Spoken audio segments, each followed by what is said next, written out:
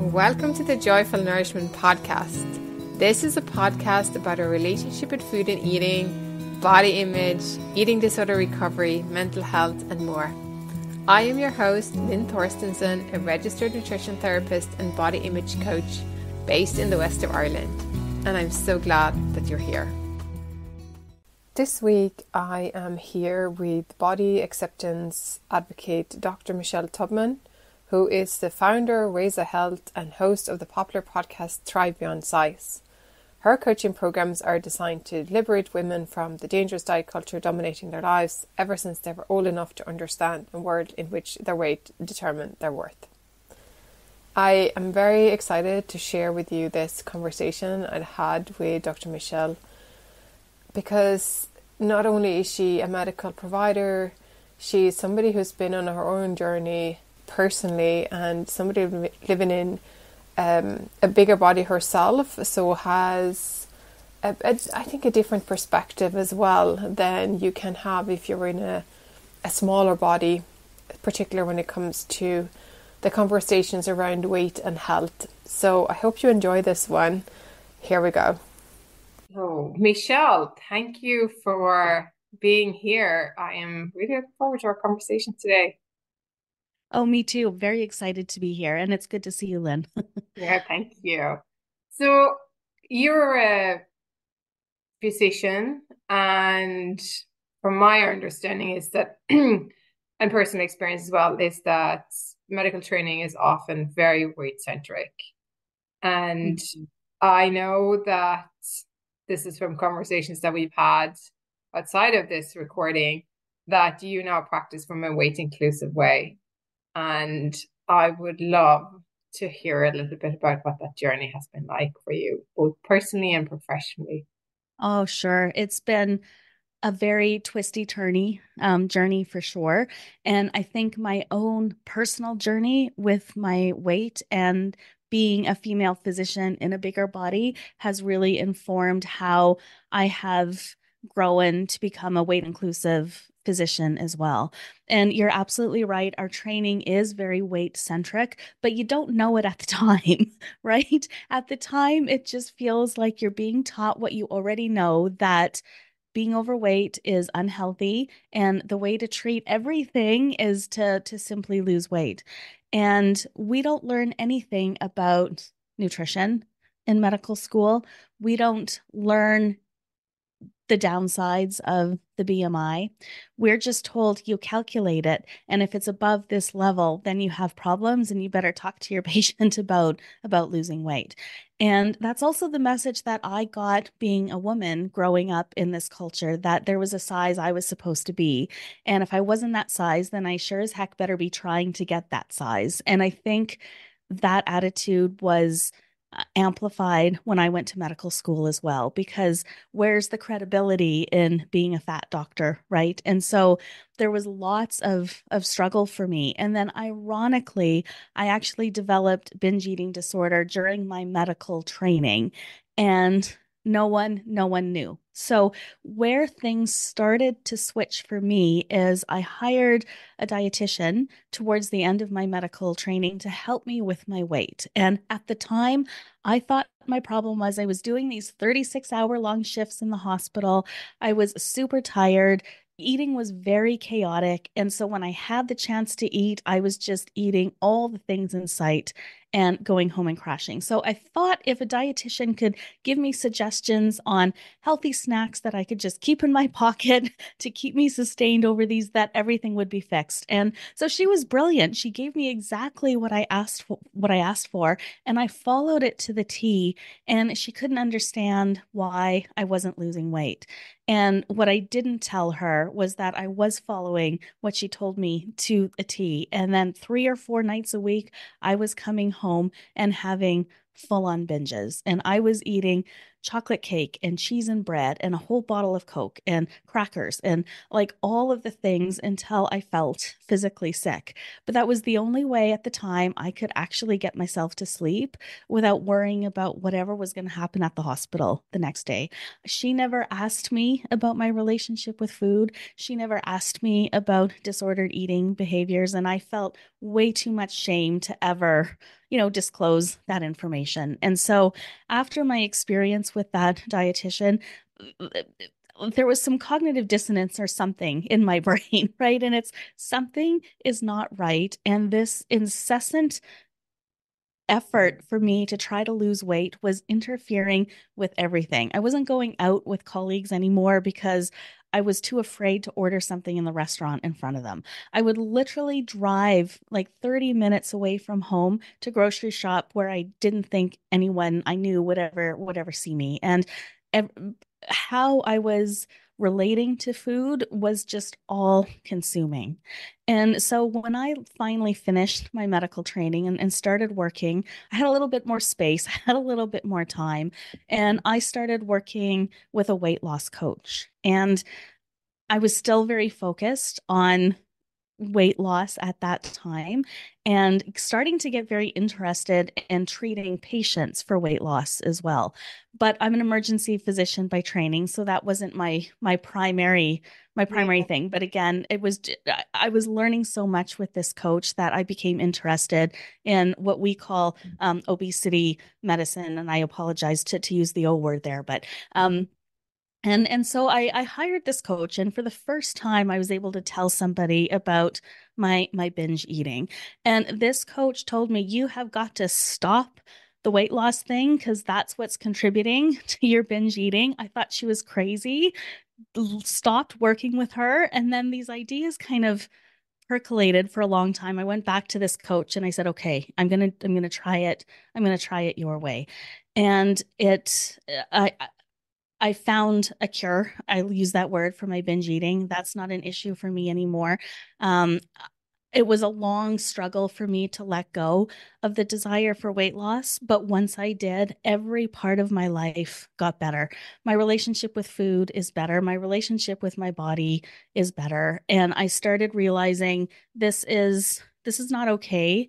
The way we as medical professionals are contributing to diet culture. And so that's when things started to change. And I did some crazy things. Then I went and got board certified in obesity medicine, thinking that this would give me more answers for my own journey and help me counsel others. And all that did was convince me even more that diet culture, and in particular, diet culture inside medicine and healthcare systems, is just causing way more harm And than what do you helping. think, what part of that piece, like when you were training in what's called, and I don't particularly like using the word either, like obesity medicine, what Mhm. then at that point in your journey made you think actually, like what were you learning inside there in that training? I'm really That curious. What well, made so it literally made me question everything. And I would sit in lectures, and for 45 minutes, the lecturer would talk about how diets don't work in the long run, that almost all diets will work in the short term, but over the long term, none of them work. And look at all the harms that's associated with weight cycling, or what we call yo-yo dieting. And all of these negative outcomes from the pursuit of weight loss. And then the last 15 minutes would be, but we still have to help patient lose weight, right? I mean, and like there was this huge dissonance for me. It didn't make sense that they would teach me all of the negative parts of what we prescribe to patients and then say, well, we have to do it. And of course, since the diets don't work, well, now we have drugs and surgery. So Mm, yay, yeah. And right? yes, Yeah. and are those options also working? I think that it's so fascinating, like how we can go and when people are really even looking at the research saying it isn't working and dieting isn't working and then just sort of go, but actually what we're doing here is not really uh diets or that there is this kind of, it seems to be so difficult to make the leap into what is it like if we're just like drop the focus on body weight and shape and focusing on health promoting behaviors, if that's what we want Hmm. to, Yeah, yeah. do. Well, and I think it's even nuanced because I feel like the terms anti-diet, they're becoming very mainstream now, but the concept of what that actually means isn't fully understood. So now even lots of doctors are focused on lifestyle change programs and things like this, but the purpose is still to lose weight. And the problem is that if doctors are still thinking, well, you're having knee pain because you're overweight, they're going to prescribe weight loss as, and they may say, okay, well, let's get you on an exercise program, let's do this, let's change lifestyle things, but the purpose isn't necessarily to help the knee. The purpose is to facilitate the weight loss, which will help with the knee. Except that what I see often happening, and the knee example is a great example because somebody might be in a bigger body, have a very active lifestyle, sustain like an overuse injury in the knee or a sprain, to the knee. And what the treatment for that is rest. And yet they go see the doctor and they say, well, it's your weight. You just need to move more. And they go and do the exact opposite thing that they should do for the knee and make things worse. And then they come back to the doctor and the doctor's just going to blame it on on weight again, right? And so, even sometimes when doctors are coming from that point of view of let's do some behavior modification, I still think that they're thinking because it's going to cause weight loss and not necessarily improve health. Yeah, get you.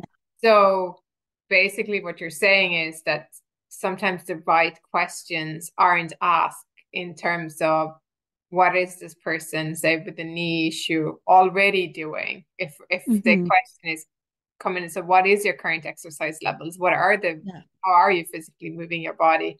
And Yeah. maybe if that question is asked, it's highlighted then if this person is actually very active and what they need is not, Hmm. or it's what they might need is Well, less.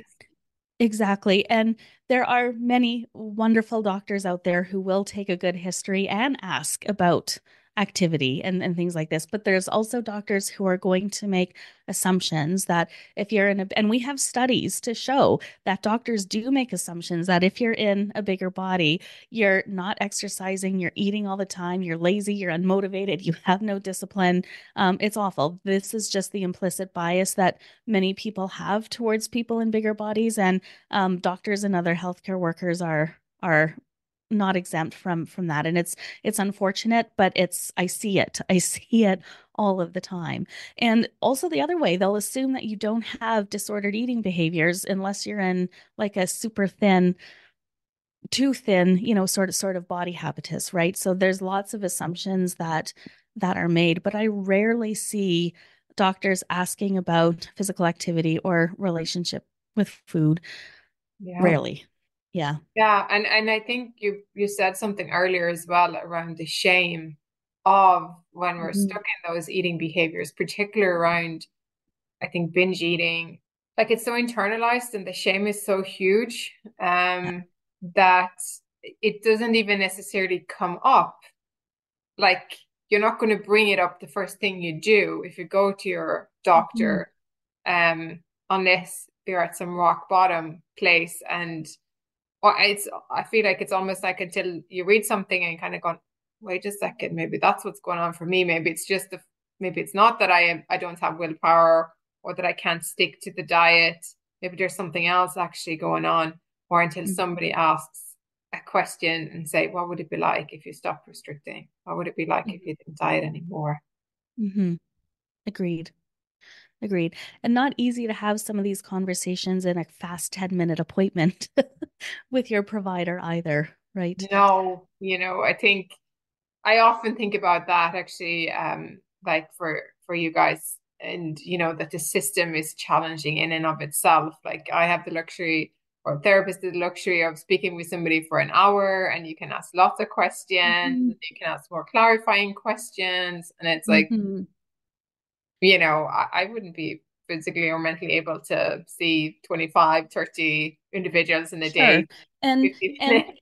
Len, I'll give you that it is a challenging system to work in for sure, but that doesn't take other doctors off the hook for not providing weight inclusive care, right? It is not difficult. In the emergency department some months ago, I had a colleague come up to me. So I'm talking about this all the time at work. My colleagues very much know where I stand on all of this. And like this goes back to this knee pain. This is why it's always in my mind. But a fellow physician came to me and said, I have a woman, she's obese, that was the word he used, and she has knee pain. Like, how can you not tell me that weight loss is the answer? And I said to him, well, if she were in a smaller body, what would you tell her to do? And he said, well, you know what? I would tell her to stay off of it, put some ice, get some rest, get some physiotherapy, blah, blah, blah. And I'm like, well, what did you tell this patient to do? Lose weight. I'm like, that, see? And like it actually took him a minute to realize, what he had done there. That implicit bias he had was just so ingrained in him that it didn't even occur to ask himself that question. And now I'm certain he's asking himself that question all the time now, right? And so I think we need to be doing better to educate each other and to change curriculum in medical training to really start to ask better questions, for sure.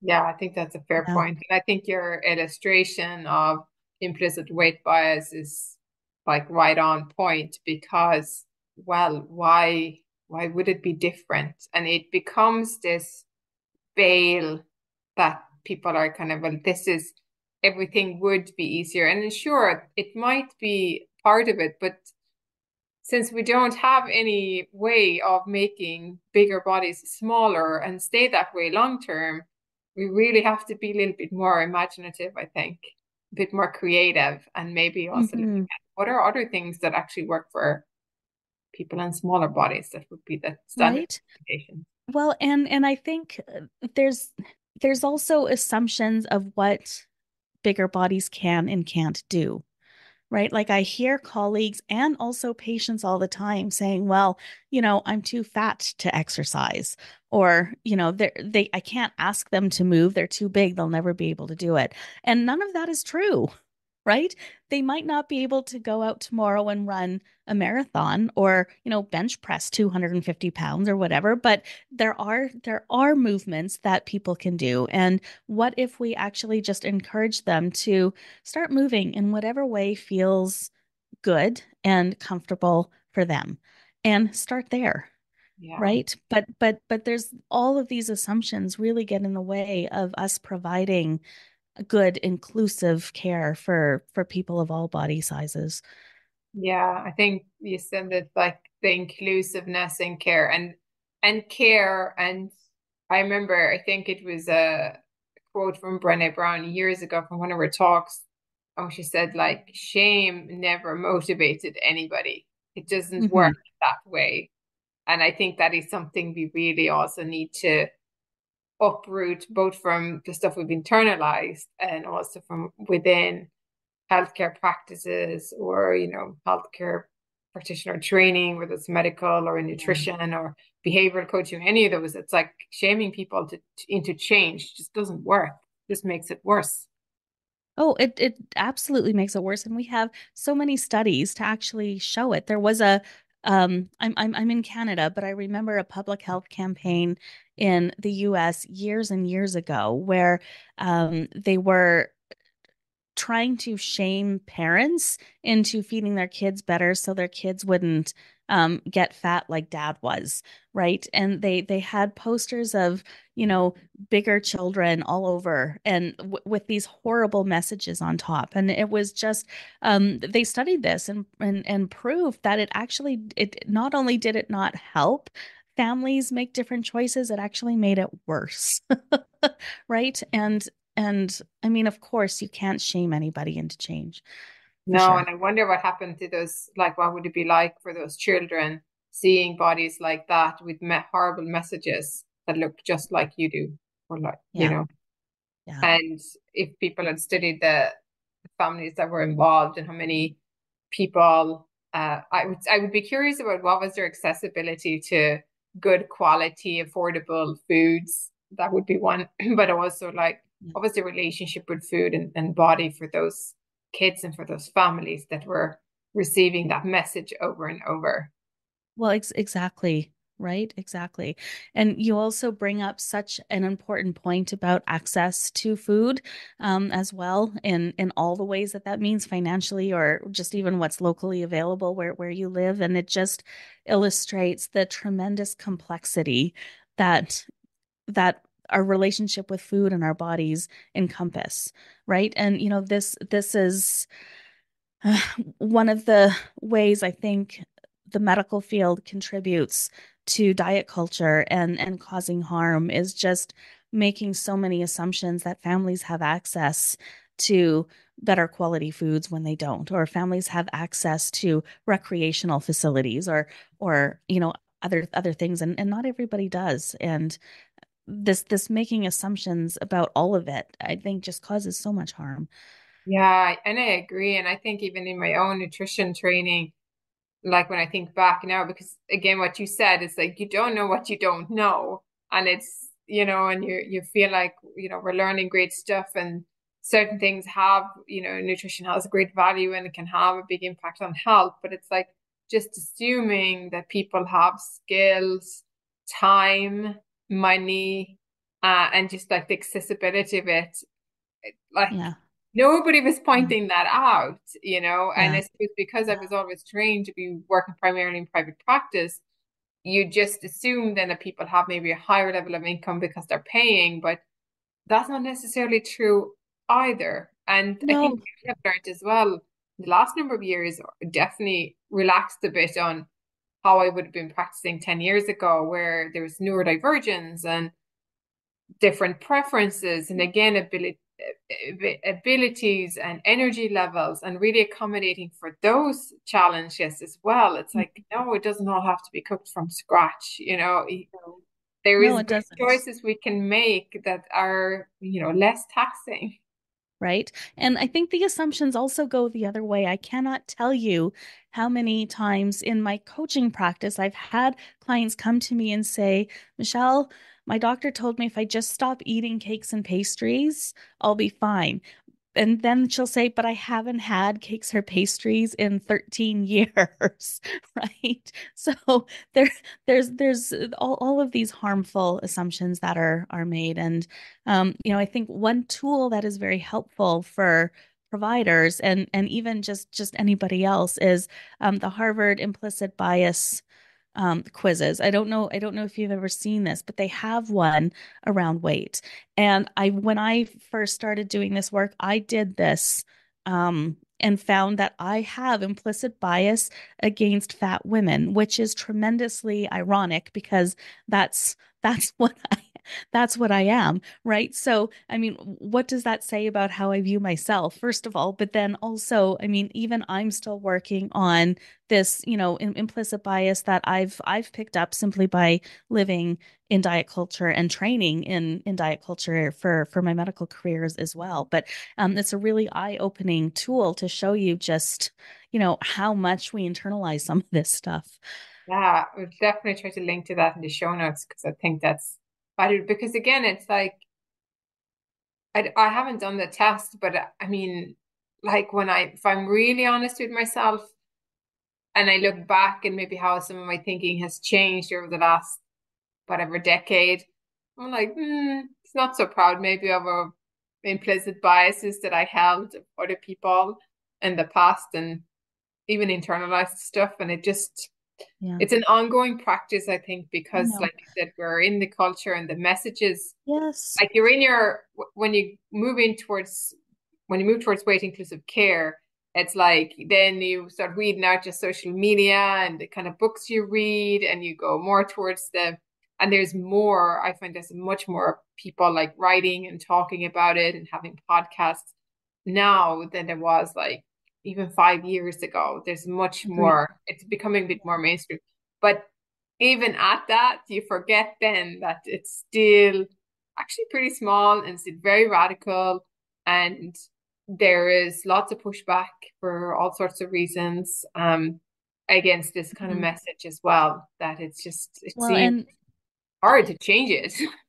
Well, yes, and you have to have some compassion for yourself because of course you're going to have these biases because we're confronted with this message everywhere you go, right?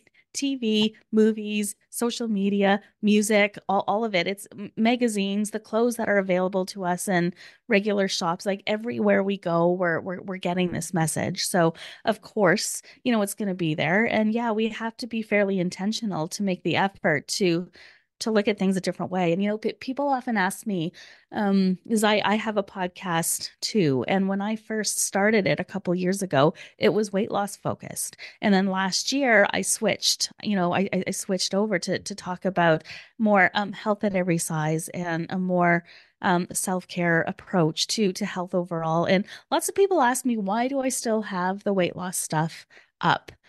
And my answer is, I think it's important for people to know where I started and what I did to get to this point and how I learned. And, when you go back and listen to my podcast, you can see long before I formally switched, I started talking about this stuff. And I really had to, talk it out and do some reading and really try to understand and question my own assumptions and biases. And it was a difficult process for me in my own journey with my body and then professionally, as well to get there. And so I think it's important for people to see that, this takes some work to start to view things from this point of view, but that it is also possible. And I can go from somebody who had binge eating disorder and was obsessed with weight loss. It was the thing that defined my existence for a very long time to where I'm at now. So it's possible as a woman and it's possible as a professional to switch how you give care as well. So I think that showing that journey is actually important. Yeah, I agree because sometimes it's easy to like we make the switch and then it's like erase the history of where we come from because most people that I have had as mentors and trainers and been learning from have come from weight centric care and you get to the place Hmm.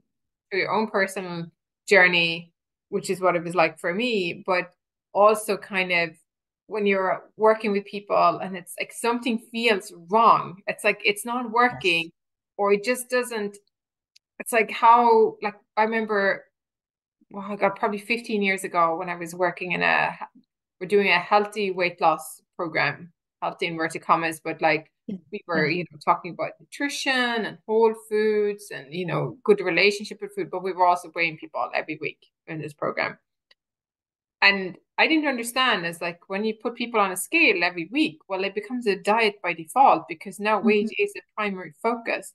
Hmm. And I wasn't the person at that time. I was co-facilitating, so I was doing the psychoeducation, and another person was weighing the women, and they were really stressed. Like they'd get on the scales, or they would say to me, like when we're sitting in a group and having a chat, and they say, "Oh, I feel really good," and I was, I feel like more energy, and my sleep has been better, and my mood is quite good, and then they'd go off, and then they'd get weighed, and if the number was, God forbid, up, or if it hadn't budged it was like something isn't working. And they come back to me and they look at me and goes, but I did what you said. Why isn't it Yeah. working? And it Yeah. was like, God, I don't know. And also, then I got to a point where it's like, I don't want to be held hostage by somebody else's body. I can't control myself. And I think for me, part of that cognitive dissonance was that I had stopped weighing myself a long time ago because that was the initial pivotal moment in my own recovery from binge and emotional eating. So I was really uncomfortable with that. I knew what it was doing for me if I was getting on a scale on a regular basis. So then it was like, and I could see it in the group Yeah. participants. But it took another, I'd say, year or so before I was really like, why am I doing this? I don't want to be doing that anymore. And it just doesn't feel right. And then when I kind of came across health at every size and stuff, it's like, oh, I understand Mm. now why it Yeah. didn't feel good, Right. And I had a similar thing because um I practice intuitive eating now and I was doing that while I was coaching weight loss. And like where there were two switches that flipped for me. And the first one was I was always moaning to my husband that I wasn't, getting more clients. And at some point I was going to have to fold the business because it was getting too expensive for me to run it. And he asked me a simple question. He's like, "Well, why aren't you marketing more?" And when I sat and thought about the answer, it was like, because it feels so uneasy for me to try to sell weight loss. It does not feel aligned.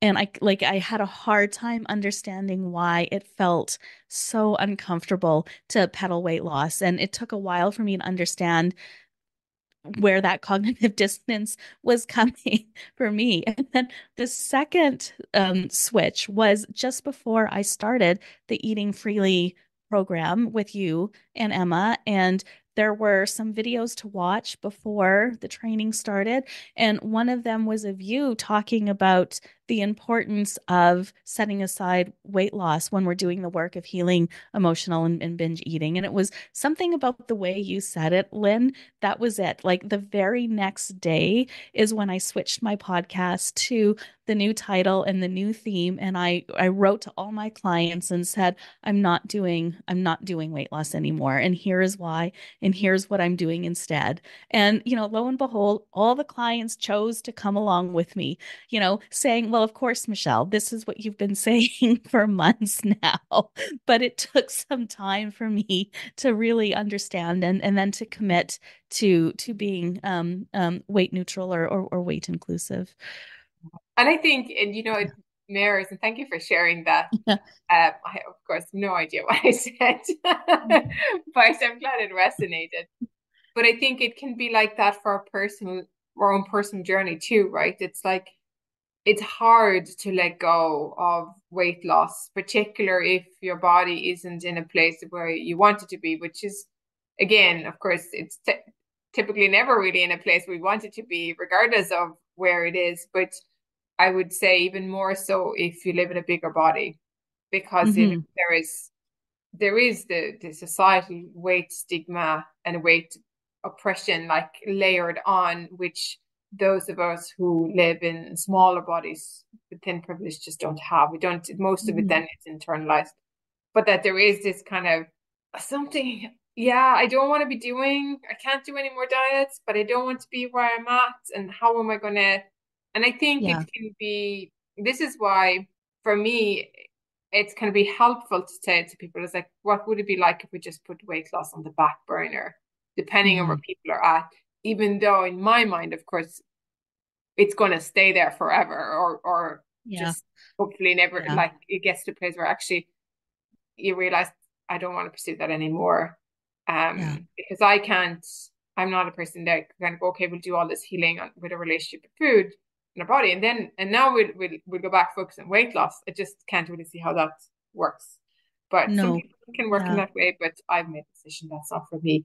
But Yeah. it might feel a little bit easier, particular for somebody who's been dieting for a long time, to just go, can we just put it over here? We can talk about all the things that you're hoping to get for it, all the stuff that you've been trying to pursue by doing that, and all the other stuff that came with that as well, while we're sort of untangling the other piece. Mhm. But I do believe that unless we work on healing the restrictive parts, we just can't get to that full healing. No, you just can't. And when I reflect on my personal journey, it was just this collection of little moments that made me feel uncomfortable. So I remember, many, many years ago when I was still in, like, towards the end of my medical training, I hopped on the keto bandwagon and I felt horrible. I mean, I felt horrible. And I'm vegetarian, so it was not easy to to do to do this.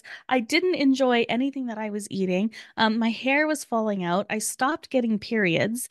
I was miserable, and I did question, like, what the heck am I doing to myself? What? How could this possibly be worth it? And yeah, I lost some weight and then promptly gained it back and got very mad and blamed it on the keto. And then I went back to like round number 8 of a certain point counting commercial weight loss program out there. And I remember standing in my kitchen. I was obsessed with finding all the 0 point snacks that I could. And the one that was going through that particular community at the time was mixing sugar-free Jello powder with fat-free Cool Whip, and it was delicious. But I remember one day late in the night mixing this up and looking at the packaging and realizing none of it was actually food. Like there was no food in what I was consuming. And I remember turning to my husband and saying, "What am I doing?" It's like I am literally eating like fat-free Cool Rip and Jello crystals 5 times a day, and I'm not getting any food. Like, no wonder I feel like crap all the time. Yeah. And then my husband Malnutrition. asked me, right? He asked me a very powerful question. He's like, "What do you want? Like, what do you actually want?"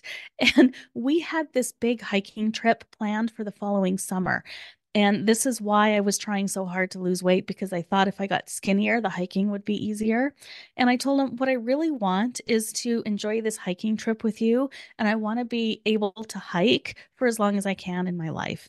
And he's like, "So why aren't you out there training and hiking?" And I'm like, "Well, I'm just trying to lose weight first." And I was like, "No, just go out there and walk." And so I did. And like this was something that was really pivotal in me deciding I'm not going to try for weight loss anymore. I'm going to train so I can do my hikes. And when that summer came and we did the hike, and I felt amazing and loved it, being at the very same size that I was with the whole, Jello fiasco, like that was a real, turning moment for me. Does that mean that I don't have moments where I truly wish I was in a smaller body? Yeah, of course I still have those moments, right? But it's no longer worth it for me to put my body and my mental health through all of that again. Yeah. Yeah. Thank you for sharing that. I think I feel like and this is part of my intention for the podcast to hear these different stories because when we're in it, it feels like I'm the only one that has to have this problem. Hmm. Everybody else, and I suppose this goes from with other life stuff as well, but it's like everybody else seems to have it all together. I'm out of control. My body's wrong. I'm the one that can't fix this, and I can't do it. And it's so isolating. So I'm hoping, or I feel even for myself, it's like hearing other people's stories and knowing that you're not alone. Like this, Hmm. unfortunately, is way more common than we let on. And I'm also curious, Michelle, like, was there at any point or particular like that you would have thought like, oh, I actually might have an eating disorder? Yeah, so it was so what's funny about this is I developed my eating disorder during my medical training, and never for a single moment during any of my medical training did I actually learn about eating disorders, except for what happens when people have electrolyte imbalances when they have anorexia. That was it. That was the only thing. So at the time, I didn't even know that there was such a thing as binge eating disorder. But what I did know was I was engaging in these practices with food a few times a week that I felt so much shame about. And I didn't know that this was an eating disorder until I went and finally talked to this coach about it who mentioned it, right? And then I went and read the DSM-5 and I talked to friends and I'm like, "Oh crap." So, but when I was in the middle, I didn't actually know until somebody else pointed it out to me. And even when you were engaging in the yellow whip thingy Yeah. crisis, like would you like if you were looking at it from the outside, would you say, oh, that's a bit disordered or that's a Yes. could fix Sure. When I look back at it now, it's easy to see, but when you're in the middle of it, no. yeah. No, like even when I was binging during my medical training, I truly thought that this this was just I am so stressed out and I'm so hungry and I can't sleep. And it's like the only thing that ever felt good to me was doing this, but it also felt like I had no control over it. Like this was going to happen. This was going to happen. And I never felt like I could like I could stop it. And of course, like saying all these words now, of course, this is disordered eating, but it just doesn't, you don't, when you're in it, you just don't see it that way. And I think with the Jello thing, it was starting, like I could recognize that this didn't feel right for me anymore, but I never labeled it as disordered eating until I could kind of look back on it with some neutrality. So I think when you're in it, it's super hard. But the clues I think that something isn't right is just having that feeling of like dis-ease or like just uncomfortable with the way you're relating to food, and you can't really put your finger on why.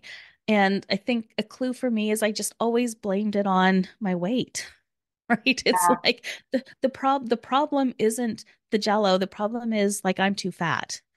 And Yeah. so I was never really able to look at myself or my behaviors in any sort of neutral way. It was just it always came back to my body.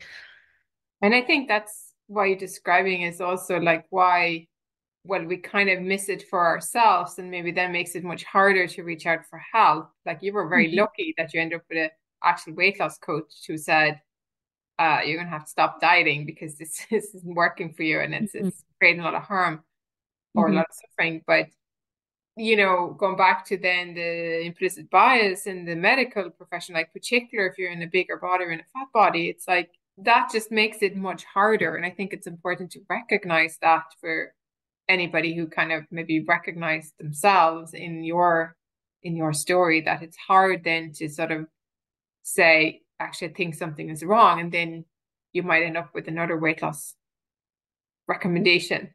Well, that's not what you need. Right. Well, and it's just it's things are not easy, right? I have a referral network here, and there are some psychologists that I refer patients to who their practice is working with people with disordered eating. And they've always had dietitians on the team as well. And one thing they were finding is they would make so much progress in therapy. And then the dietitian would start recommending things that looked very much like restrictive, eating, and kind of undo all of the stuff. And so the therapists have now gone to find weight inclusive, dietitians to partner with, and they have. But it's like this is how complex and difficult this whole area really is. And so it is super hard to be a person who doesn't really understand what's going on with their relationship with food, just knowing I don't want this anymore, and getting all of this, anti-fat bias coming at you from every angle. And then you go and try to get help, and you get these conflicting you get these conflicting messages from all the people that you're working with. It's just such a nightmare to navigate. Yeah, yeah, I think so. And we have on top of like or alongside bariatric surgery, I was just going to say barbaric surgery, but weight loss surgery, and of course there's different types, but now we've got the weight loss drugs as well Mhm. into the mix. So I'm curious, particular from your point as a physician, where like what are you seeing with this? Like what are you seeing in the field of people taking them, people being prescribed them? Like what All are right. they? Yeah. Do they kind of like So yeah, it's I oh I'm always a little afraid to say this out loud in case colleagues are listening, but I feel physicians have been extraordinarily irresponsible in the prescribing of the weight loss injectable drugs. And what I'm seeing is a complete lack of informed consent for one, and then shared decision making for another. So, um, I work clinically in the emergency department, and I do not go a shift without seeing at least one person in there with side effects from weight loss injectables. And because of the approach I take, because of what I do, in my coaching business, I always sit down and have conversations with these people. And the common stories are one, nobody told them about all the side effects. Nobody told them about the risk of weight gain. Nobody told them about the risk for thinking about suicide when you're on these drugs that's coming out now. Nobody tells you like you could possibly have pancreatitis and gallbladder problems and all the other things. Nobody told them any of this. And when we're prescribing any intervention, whether or not it's an antibiotic or a surgery, there's this concept of informed consent where we tell you all the possible good things, but also all of the risks that you're taking when you take this drug, and that is not happening with these. And so patients are taking this drug without really understanding what they might be facing with this down the line. And then the second thing that's always important in the doctor-patient relationship is shared decision making. So, what my role as a doctor is to give you all of this information and answer your questions, and then you get to decide what you're going to do with it. But what I'm hearing is a lot of doctors are saying things like, now we have this miracle drug that's going to help you fix anything, and you're irresponsible if you don't take this drug. So I'm hearing patients feel almost bullied into taking this when they're not sure if they actually really want to. And it's complicated. So, from, the perspective of a woman in a bigger body, there was a time where I was darn tempted to try Ozempic because the thought of actually just being thin for one day and, being treated differently from my colleagues like that was strong. And ultimately I decided this was not something I wanted for my body or my health. But I'll be honest and say I was tempted, Yeah. for a minute. So it of course people want to take this drug. And I guess what I really advocate for is acknowledge and have compassion for yourself that it can feel really exciting to have this real possibility that you might lose some weight and fit in the way that you've always wanted to, but then really also take the time to learn about the risks are and what's likely going to happen to you over the long term, when you take them, and then make your decision, right? Wow. So I I also really worry that, people who do have a disordered relationship with food, you cannot fix that if you're on one of these weight loss drugs, because what these ultimately do is suppress your hunger and fullness, signals, and you can't actually tune in to your body and understand what its, true needs are when you're on, medications like this. And so, I see a lot of people who still feel they feel the same way, Yeah. right? Even when they take this drug, because we're not actually solving the right problem. So Yeah. Yeah. And you're not asking the other questions. And this is one of the things that I have seen or felt throughout the years in my clinic practice. Like when I decided I wasn't going to like offer intentional weight loss pursuit for people, it just opened up a space for different kinds of questions. And you can mhm, be much more curious about our relationship with food in all the myriads of ways that it affects us and how it is beneficial and where we're using it in ways that are maybe have been helpful but are no longer helpful. mhm, Because like when we are having weight as an expected outcome or as the kind of goal, it's all about trying to like quote unquote fix any problematic, and I say that in inverted commas again, behaviors. Whereas when we kind of put that to the side, we can get really curious about, well, what is it I'm trying to do? Like, say, when I'm coming home from work and I'm eating all around me, what is it mhm. I'm trying to achieve? It can turn out that maybe I didn't eat anything at all during the day because I was too busy, or Yeah, I need ways of like de-stressing or decompressing, or, you can start being more curious. Whereas I feel like when we're coming at it from the other point where the main focus is whatever we can to lose weight, is like, okay, basically, how can we put a lock on the fridge that you can only open at dinner time or whatever? It becomes yeah, much yeah. more constricted. That's how I've been feeling about it, and how I feel when I'm working with my clients, that it sort of opens up much more space for all kinds of different explorations than Mm-hmm. was possible before. Mm-hmm. Yeah. Yeah. And I think people have to be ready to have those conversations though. Like when I think back to some of the patients I've seen just recently in the emergency department, I had a patient who this poor man vomiting 8 to 10 times a day, couldn't eat anything. This was probably his fourth visit to see one of us in the emergency department. And he's like, but it's working, but it's working. You just have to help me with the nausea because, it's working. And he was willing to put up with all of these horrible symptoms and spending, you know, several days a week in the emergency department to get thin, Yeah.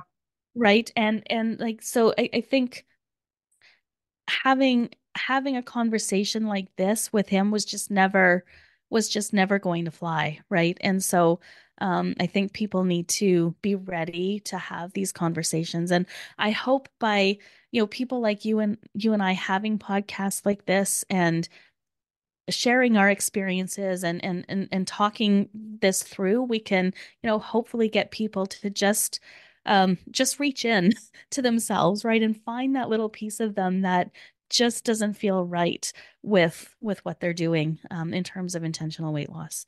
Yeah. Yeah, I agree. That's also my hope. And I think I agree with you. It's like you have to be ready and it can take time to get there. And that's okay. And again, for those of us who are providers, is to trying our best to meet people where they're at. Like that's our Hmm. compassionate approach. Um, Hmm. and sometimes people aren't ready and that's okay. And sometimes Yeah. it's like I just need to do one more diet first and lose the amount of weight I want, and Right. then I'll Yeah. go to work on my relationship with food, Yeah. and that's okay. It's like I do also believe in body autonomy. People get to do what they Well, want with their exactly. bodies, Right. and my ethical stance as a practitioner is this: that I cannot participate in that because I Yes. am very aware of the harm and Agreed. how it can drive disordered eating and eating disorders and stuff. So Yeah. and and that's fine. And sometimes people aren't ready, and that's okay. And they Yeah. will find other petitions for Mhm. them.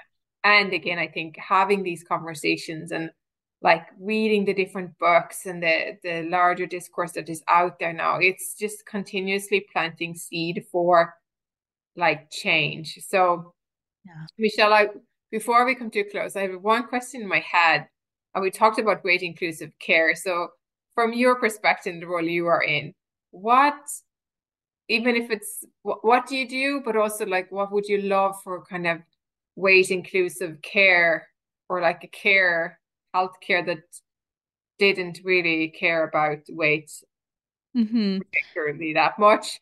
What would you want it to look like? What do you think it could look like Oh, if geez, it's weight out of the equation?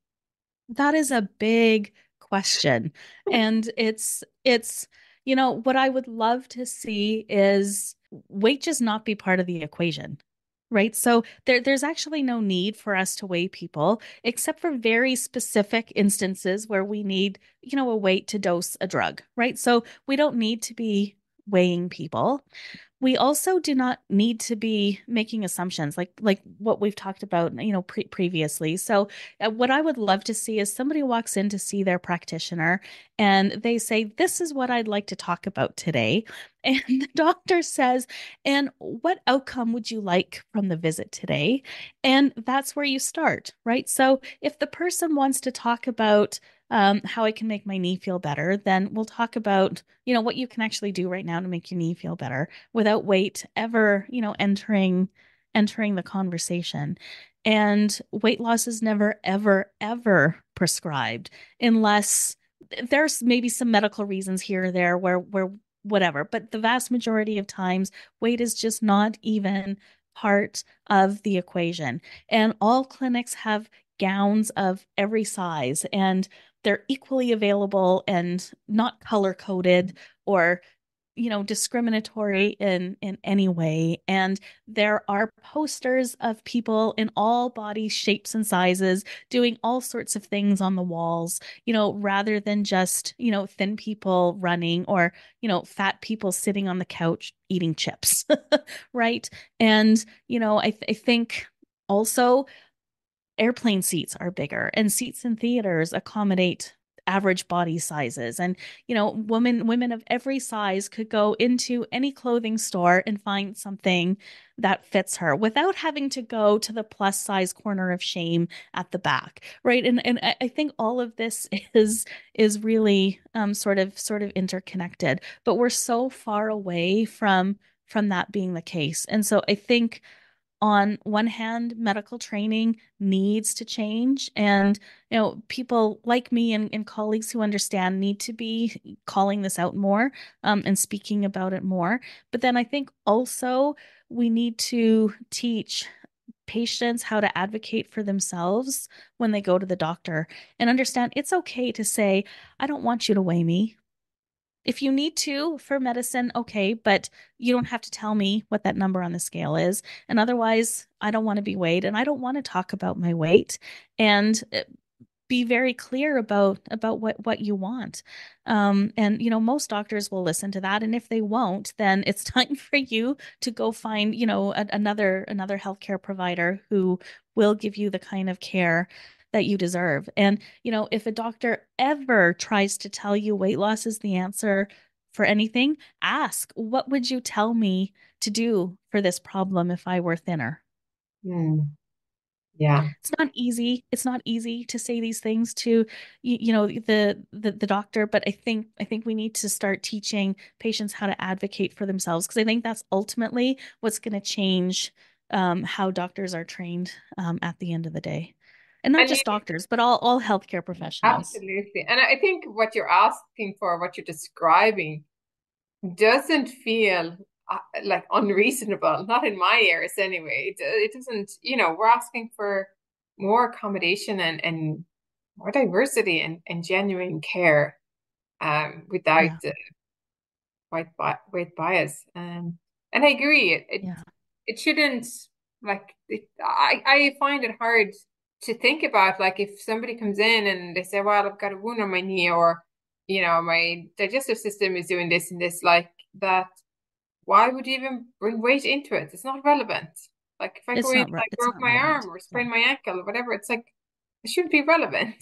But again, because of my own thin privilege, I only learned that that was the experience of people in bigger bodies from my clients, because I yeah, hadn't had those experiences. Like, and this is yeah, the thing, I think, with privilege is, like, we don't realize the privilege we have because it's shielding us from those experiences. And, then I was thinking in my naivety that, oh, this is the way, like, the world looks, until I yeah. realized that, and I learned that no, it doesn't look like that for everyone. It looks very Yeah. different for other Well, people. but the the problem with this, and I'm maybe speaking a little bit too idealistically, because it's actually very hard when you live in a bigger body and you go and see your doctor, and they either bring up your weight or they blame your symptoms on weight, and you're immediately flooded with this sense of shame. And then when you're sitting in shame, it is so difficult to advocate for yourself, right? And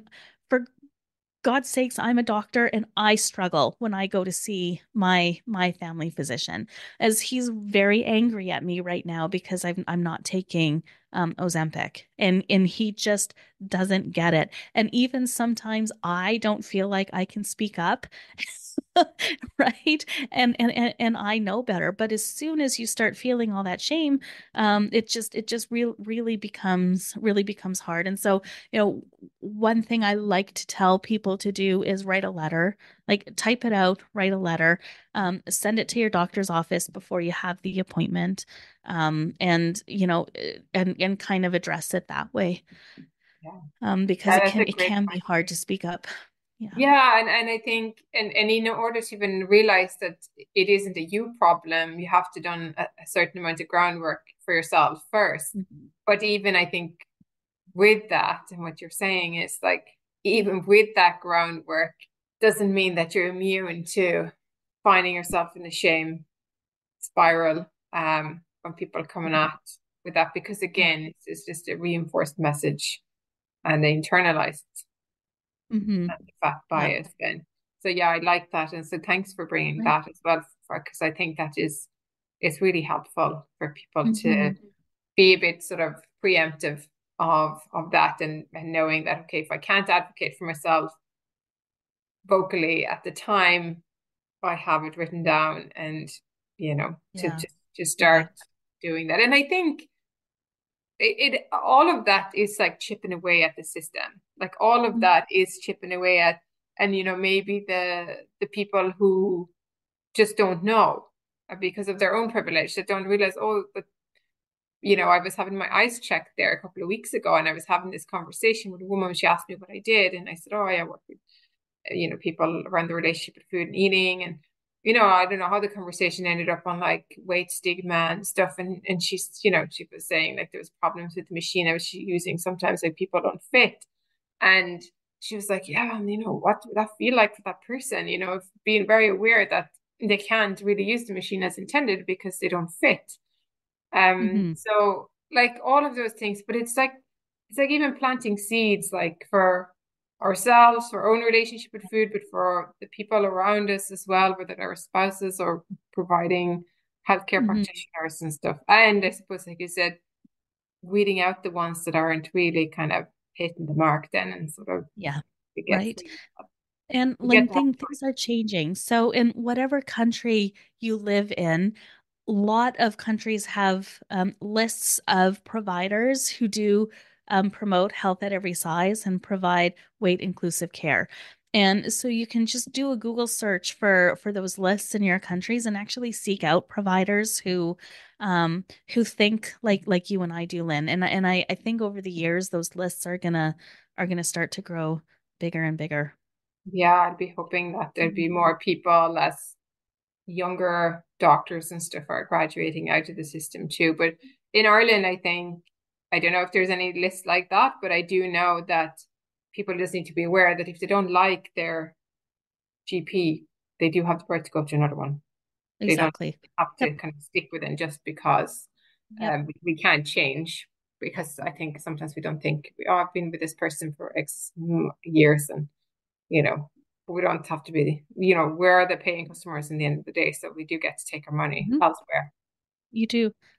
You absolutely do. Yep. Mm. And I just, it's just not easy to navigate any of this, and I guess I would just like to remind people as well to just remember that your healthcare providers trained in the same, diet culture that you've grown up in, right? And so, um, we don't get this training in medical school, and so it's really up to us to start to make some of these changes, and I think we're going to see a lot of change in the coming years. Yeah, I hope so too. This is one of the benefits with social media. I think that's helped amplify some of these things, and the messaging and the conversations around like health at every side and weight inclusive care. So hopefully that's going to help speed the process of change a bit, at least. Um, Agreed. yeah. So, Michelle, I always ask all my guests about what joyful nourishment means to you. So to them, Hmm. so what Yeah, what does and joyful nourishment mean to you? so here's how I'm going to answer this, Lynn. Back when I was binging in my medical training, food was the only thing that I enjoyed. Like, medical training is the most grueling, stressful, awful thing I've ever done, and food was the only reprieve from that that I got. And so, what was crucial for me in healing my relationship with food was finding ways to nourish my soul and my heart and my mind in other ways. So when I think of joyful nourishment, I think of filling my life with things that make me feel pleasure and that make me feel joy. And that includes food, but it also includes hiking and snuggling with my dog. And I'm learning guitar, and this fills my cup. And so I think we need to look at nourishment just beyond food and really, really filling our lives with things that that make us feel good. Yeah, I love it. Thank Yeah. you so much for sharing. And thank you, Michelle, for coming on and for sharing your personal story and your professional experience and your journey. I'm hoping it's been really helpful to the listeners. Thank you for having me. Thanks for listening. The Joyful Nourishment podcast is produced with no financial backing, and your support means a lot to keep this project going. If this episode has been helpful in any way, please consider liking, subscribing, or leaving a 5-star review on whatever platform you listen to podcasts on. This helps the podcast to be found by others. And of course, you can also forward this episode to a friend whom you think may benefit. Find out more about what I offer on straightforwardnutrition.com, and if you're interested in working with me, please use the link in the show notes to book in for a free initial 30-minute session. And finally, please come and join the Joyful Nourishment community over on Substack, unless you're there already, by subscribing to my newsletter using the link below.